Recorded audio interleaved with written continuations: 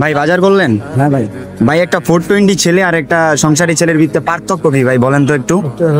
420 ছেলের মধ্যে পার্থক্য বলতে, সে 500 টাকা পাইলে কখন সে মাল খাবে, কখন সে বাইর হবে, কখন সে ধরেন যে গাঞ্জা মদ বা কোনো কিছু একটা খাবে, বা বাইকে তেল টেল ঢুকাবে, মেয়ে দেখবে ঘুরে, বা মেয়েদের সাথে মানে ফুর্তি করবে, আমোদ করবে, এই চিন্তায় থাকে।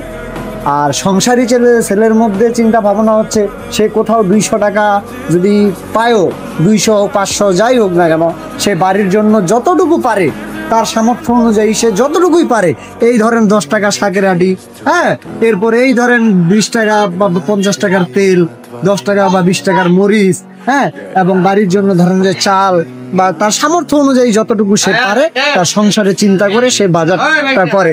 তার পকেটে আসলে টাকা থাকা বা না থাকাটা বড় ব্যাপার না, তার টেনশন এখন এটাই থাকে যে পরের আমার বাড়ির পরিবারের মানুষগুলো কি খাবে, তাদেরকে আমি কিভাবে তাদের মুখে আমি খাবার তুলে দিব, সেই চিন্তায় থাকে ভাই।